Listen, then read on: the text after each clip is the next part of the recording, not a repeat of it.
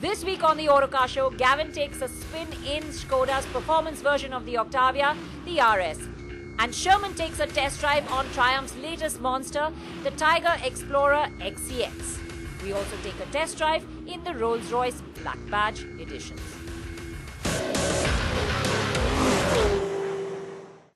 For every Skoda Octavia, there has been an RS model, the sporty one with the racy body kit, the wild-looking wheels, the really sharp colors, and the retuned suspension. And over the years, it's become something of a cult classic amongst enthusiasts in India. Now, initially, there were some doubts as to whether Skoda would bring the third-generation RS to India, but they have, and here it is, and at a rather attractive price of 24.6 lakh rupees. But that's not the best news. The best news is that it finally gets the proper engine. You see, previous RS models were saddled with less power than their European counterparts, but this one, oh no. This is called the RS 230. And guess what that number stands for?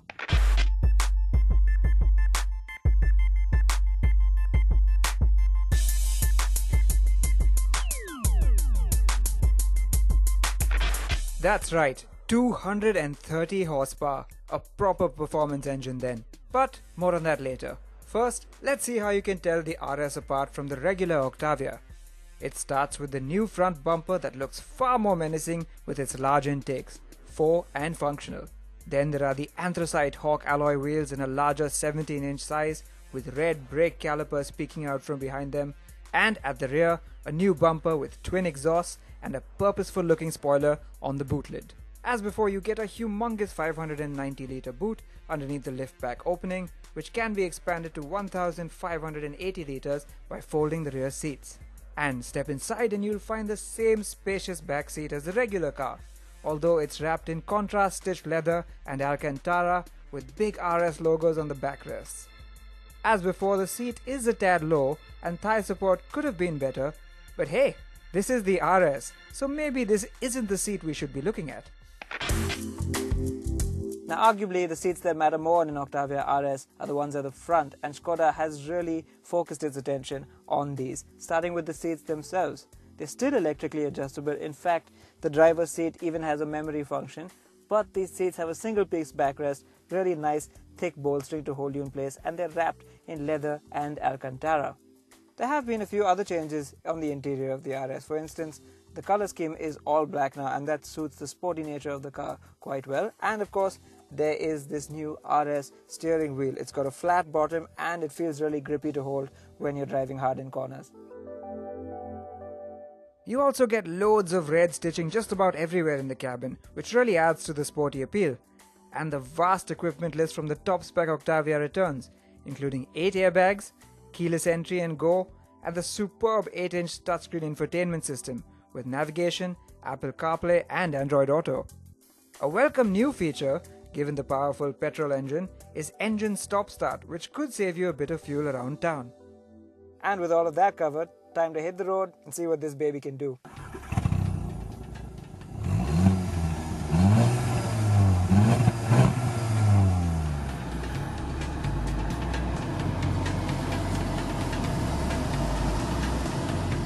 Now, if you drive the Octavia RS in normal mode like I am doing right now, you'll be forgiven for thinking after a little while that you're in a regular Octavia 1.8 TSI because it feels just so normal.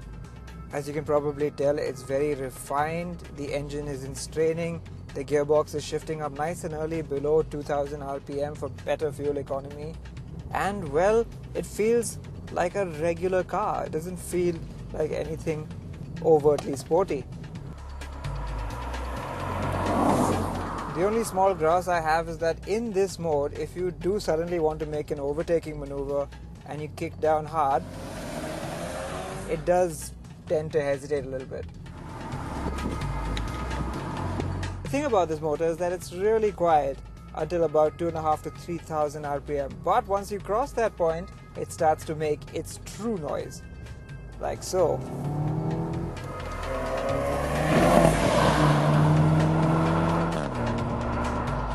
So what you have to do to drive the RS the way it's intended to be driven is tap the gear lever down once to put it into sport mode. Now a lot of cars have a sport mode, even the standard Octavia does. But while in those cars the change feels incremental at best, in this car it transforms it into an altogether different vehicle. For one, the shifts from the gearbox are so much more aggressive, and if you keep your foot down, it will rev all the way to the 6,000 RPM redline. It locks the car in the meat of its power band, and that means you hear the engine a lot better, a lot more of the time. And it sounds good, with a nice raspy tone as you rev up, and a few crackles and pops as you shift gears.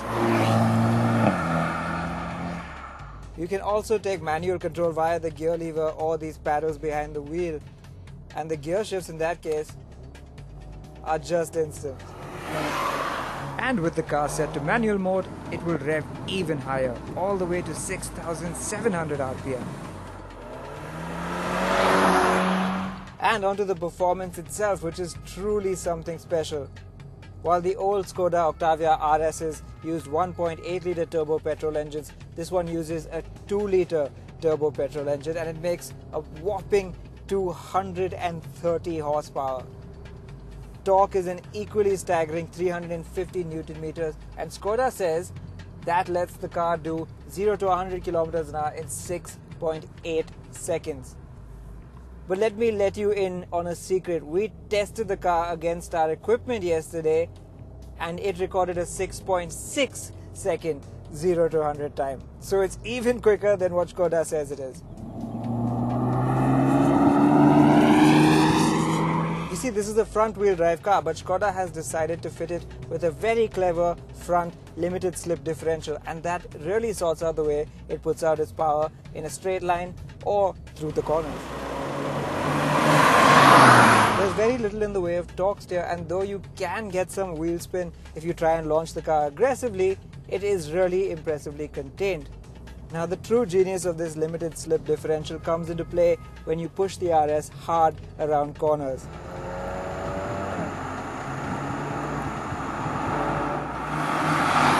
Now, this is a front-wheel drive car with 350 Newton meters of torque on tap, but it just loves to tuck its nose into corners. The differential does such a great job of keeping understeer at bay that it's quite frankly unbelievable. It just makes you want to push so much harder in the Skoda RS. In fact, it takes a whole lot to truly unsettle this car, and that is high praise indeed. So the differential is one side of the story. The other reason the RS handles the way it does is because it's been lowered by 15mm and the suspension has been tweaked just a little bit. The result is, while the standard car now rolls a lot more thanks to suspension that was softened with the recent facelift, the RS feels several times more taut and composed around bends. The steering is also weightier than the standard cars, but at no point does it feel too heavy. All this comes together to give you the confidence to go faster and faster. But one of the strongest contributors to the RS's handling package are the tires, a set of 225 section Michelin Pilot Sport rubber that offers up some serious amounts of grip. The thing is, it's still a Skoda Octavia at the end of the day, and that means that it has to be comfortable. The good news is that it is. They haven't sacrificed ride quality in the interest of better handling. And in fact, I was sat in the back seat earlier today, and I found that out on the highway, body control is actually a little bit better thanks to the slightly firmer suspension. So it's fast, it's fun to drive, and it's super practical too. But just where does it fit on the performance car spectrum? Now, first things first, the price. At 24.6 lakh rupees, it's no longer quite as mass market as it used to be, but then you have to consider that a fully loaded diesel Octavia already costs about 22 lakh. So it's not that much of a stretch, is it? And that's before you've factored in the performance. That 2-litre engine is an absolute bomb. And then you combine it with the limited slip diff and the lowered suspension for much better handling, and the super fast DSG gearbox, and you will agree that this is a great performance car by any standard. And at the end of the day, it's still an Octavia, so it's spacious, practical, comfortable, and loaded with equipment. So really, like all previous RS cars, it is the best of both worlds, a performance car and an everyday luxury car. Frankly, Skoda couldn't have brought it here a minute sooner. In recent times, the adventure tourer genre has really started to gather a lot of steam. Riders are finally starting to grasp the practicality and versatility of this type of motorcycle. These motorcycles are designed with a certain set of assets that makes them true globetrotters. They're designed to conquer a variety of landscape and terrain, and that's what makes them so special.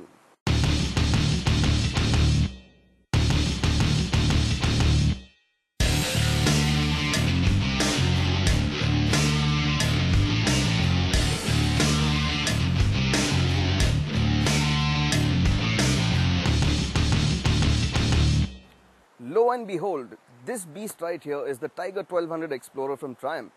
And while Triumph has been making a bike called the Tiger from the late 1930s, the type of motorcycle has changed a lot over the years. And what we have here is the 2017 model, which looks quite cosmetically similar to the 2014 model. But let me assure you, a lot has changed under the surface. Let's face it, the Tiger Explorer is not quite the prettiest motorcycle out there. It's got a large, menacing front facade with the large dual headlights exuding a sense of ferocity that an adventure motorcycle should. The upswept, rugged jawline really adds to the whole predatory appeal of the Explorer.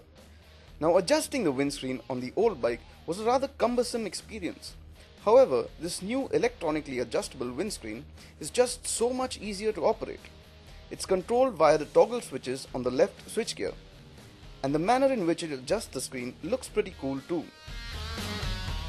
Sitting just behind the windscreen is a triple pot LCD instrument cluster that has the menus on the left, a large central tachometer, and the speedometer is located on the right. The aggressive radiator shrouds then flow into an angular, well-chiseled 20-litre tank. The seat on the Explorer is nice and comfortable and should do well in placating its rider when covering massive distances. It gets an 837 to 857 mm adjustable seat, with the low height option being a very manageable 785 to 805 mm. Adjusting the seat height involves sliding the front seat off and slotting it into one of the two available grooves.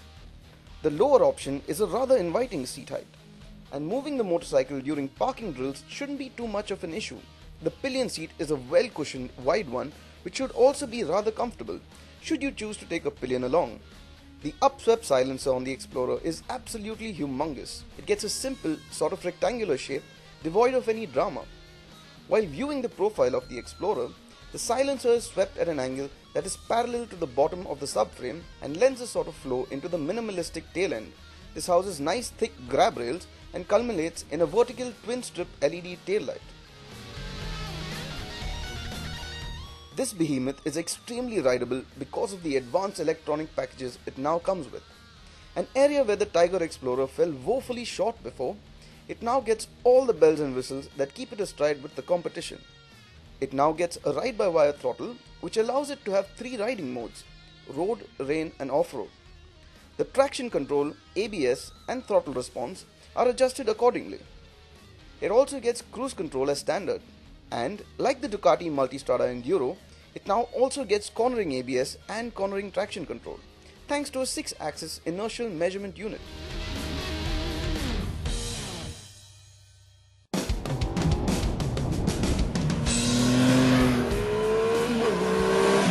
It now gets WP suspension with a 48 mm inverted fork at the front and a monoshock at the rear.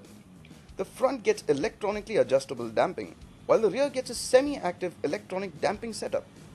This suspension gets 119 mm of travel at the front and 194 mm at the rear. It's quite surprising how nimble this motorcycle is, despite its gargantuan 253 kg heft. It switches direction impeccably and its road manners are commendable. However, its weight is definitely noticeable when you're moving through city traffic. And the suspension stiffness can be adjusted independently from sport to normal to comfort on the go to suit the riding condition, which is a very helpful feature.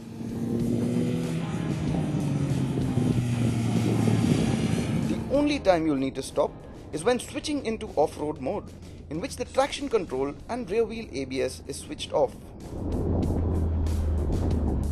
The heart and soul of this Tiger, however, is its motor. The fuel-injected 1215cc engine has double overhead cams with an inline triple cylinder layout. The 137 horsepower and 121 Newton meters of torque is directed to the rear wheel via a shaft drive that is very durable. Power delivery is smooth and predictable, with a noticeable punch once you get to the higher revs. But all in all, the bike has a very relaxed nature. It's definitely not as boisterous as the Ducati Multistradas, but it certainly does have a charm to it, which has a lot to do with its buttery smooth power delivery.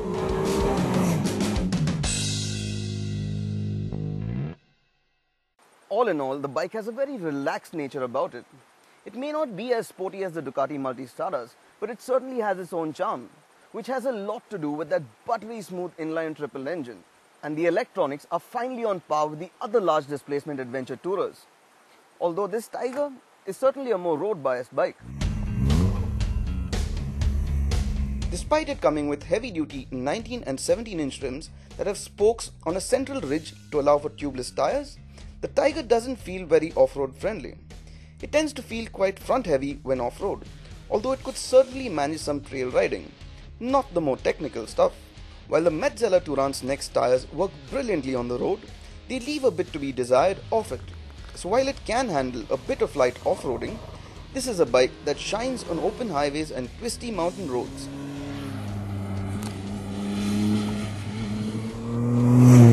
Overall, the tweaks to the frame, engine, electronics and ergonomics are definitely noticeable, and they do manage to make the Tiger a very rider-friendly machine. At 18,75,000 rupees, the Triumph Tiger Explorer is a shade more expensive than the Ducati Multistrada Enduro and the BMW R1200 GSA. But the levels of refinement are exquisite. So if you're looking to conquer continents or simply find your own adventure touring nirvana, you should definitely get aside this beast and see how friendly it is.